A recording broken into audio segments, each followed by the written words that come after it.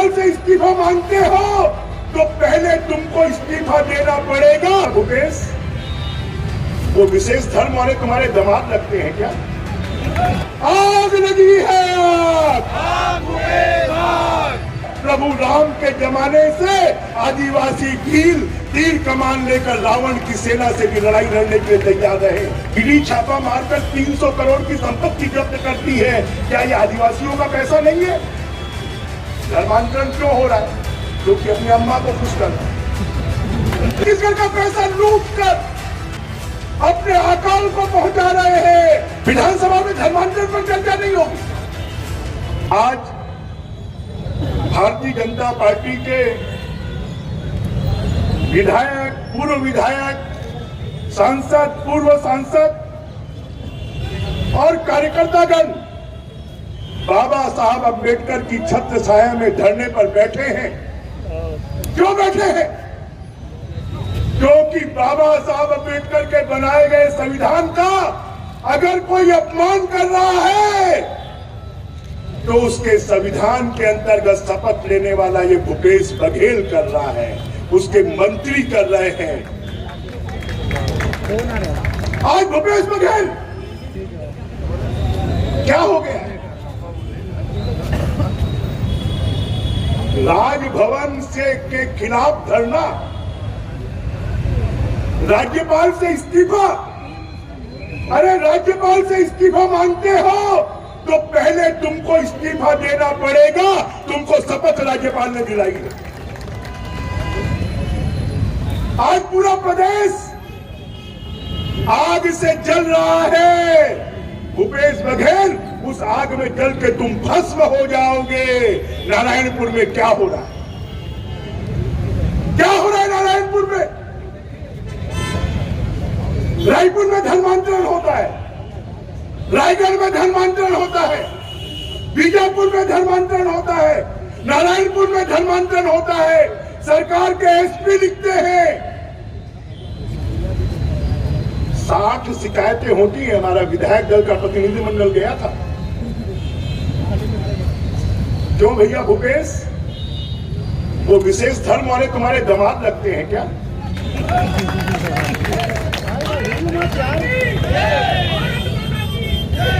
जो संविधान के विरुद्ध काम कर रहे उनके खिलाफ कार्रवाई होना चाहिए कि नहीं होना चाहिए? होना चाहिए कि नहीं होना चाहिए? धर्मांतरण कराने वालों के खिलाफ देशद्रोह की धारा लगनी चाहिए कि नहीं लगनी चाहिए? अगर हमारा आदिवासी बंधु नहीं बचेगा, अगर हमारा पिछड़ा वर्ग नहीं बचेगा, अगर हमारा अनुसूचित जाति वर्ग नहीं बचेगा, अगर हमारे स्वर्ण गरीब नहीं बचेंगे तो क्या ये देश बचेगा? हमने देखा है जहां जहां धर्मांतरण हुआ है वहां देश विरोधी गतिविधियां प्रारंभ हो गई है। बस्तर में नक्सलवाद तो पहले से ही है और तुम आदिवासियों का धर्मांतरण करवा कर विदेशी मिशनरियों को वहां पर प्रश्रय दे रहे हो, धर्मांतरण करवा रहे हो। और जब देखो आदिवासी निरीह होता है, आदिवासी कभी मुंह नहीं खोलता, आदिवासी कभी लड़ाई नहीं लड़ता, पर देश का इतिहास है जब देश पर संकट आया है प्रभु राम के जमाने से आदिवासी भील तीर कमान लेकर रावण की सेना से भी लड़ाई लड़ने के लिए तैयार रहे। अब ये भूपेश बघेल ये भी रावण बन गया है। इसको अहम हो गया है कि मेरा बहुत बहुमत है। आदिवासी अब सड़क पर आ गया है। भूपेश बघेल समझ जाओ, तुम बस्तर में आग मत लगाओ, आग लगी है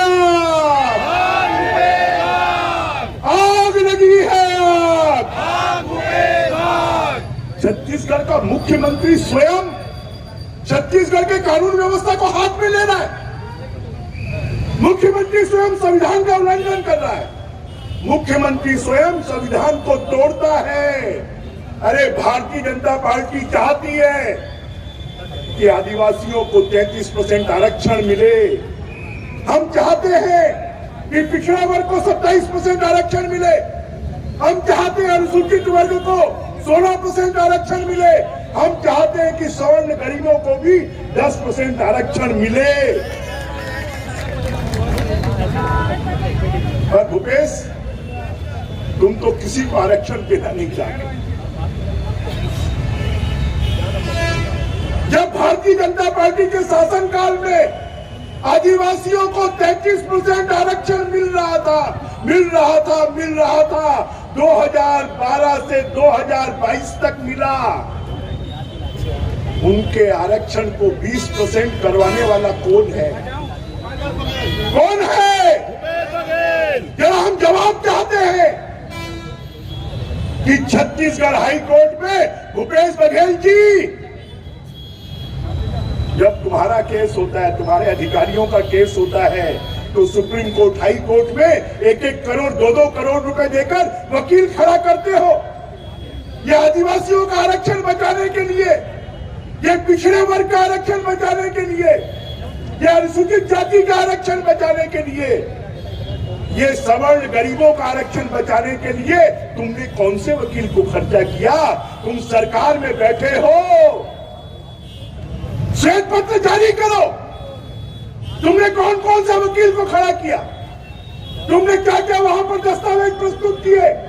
हाई कोर्ट ने कहा है कि सरकार ने हमारे सामने ऐसे कोई तथ्य नहीं रखे कि 33% आरक्षण आदिवासियों को मिलना चाहिए। ये पूरे प्रदेश के आदिवासियों को समझने की जरूरत है। पूरे प्रदेश के पिछड़े वर्ग को समझने की जरूरत है। पूरे प्रदेश के अनुसूचित जाति वर्ग को समझने की जरूरत है। पूरे प्रदेश के सवर्ण गरीबों को समझने की जरूरत है। उनके अधिकारों की कोई हत्या कर रहा है तो ये भूपेश बघेल कर रहा है, ये कांग्रेस कर रही है। तो भैया,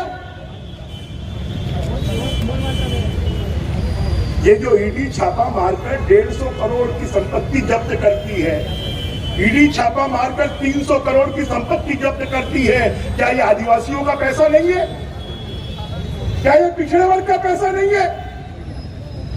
क्या ये अनुसूचित जाति का पैसा नहीं है?